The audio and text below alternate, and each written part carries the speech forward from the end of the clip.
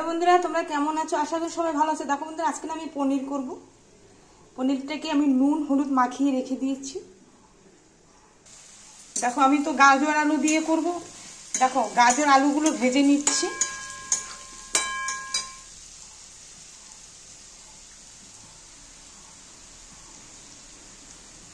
দেখো তেলটা গরম হয়ে গেছে, এবার আমি পনিরগুলো সব ভেজে নেব।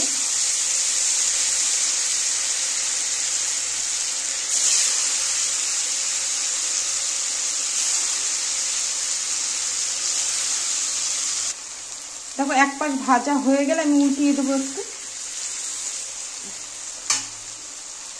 পনিরটা হালকা ভাজা হয়ে গেছে, আর একটু ভাজা হয়ে গেলে আমি তুলে নেব। একটু উল্টিয়ে দিচ্ছি।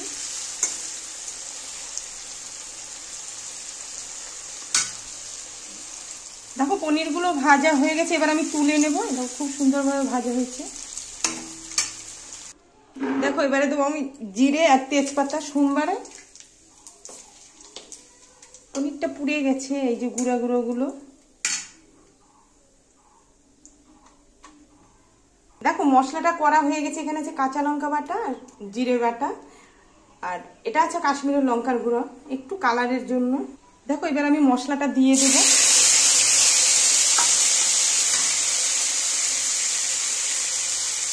একটু লবণ। দেখো এবার আমি একটু হলুদ গুঁড়ো দেবো। ব্যাস, এবার ভালো করে কষিয়ে নেব। মশলাটা কষানো হয়ে গেছে, এবার আমি আলু আর গাজরগুলো ভেজে রেখেছিলাম এটা আমি দিয়ে দিচ্ছি। এটা দিয়ে একটু কষিয়ে নেব ভালো করে। দেখো আমি কিন্তু কাশ্মীরের লঙ্কার গুঁড়ো দিয়েছি, তোমরা দেখলে, একটু কালারের জন্য। এখন দেখো লঙ্কাগুলো তো ঝালই নেই, আমাদের একটু তো ঝাল খায়। সেটা একটু ভাজা ভাজা হয়ে গেলে আমি জল দিয়ে। দেখো সবজিগুলো কষানো হয়ে গেছে, এবার আমি একটু জল দিয়ে দেব। এটা আমি গরম জল ব্যবহার করছি, আর একটু লাগবে জল দিতে।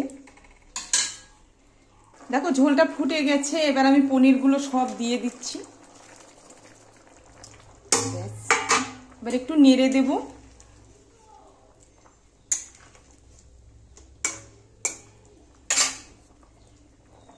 দেখো পনিরটা হয়ে গেছে, এবার আমি নামিয়ে দেব।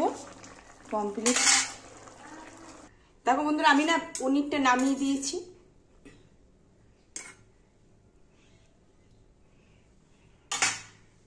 দেখো তোমাদের কেমন লাগলো? যদি ভালো লাগে লাইক শেয়ার কমেন্ট করো, চ্যানেলটাকে সাবস্ক্রাইব করো, আর তোমরাও সবাই ভালো থেকো।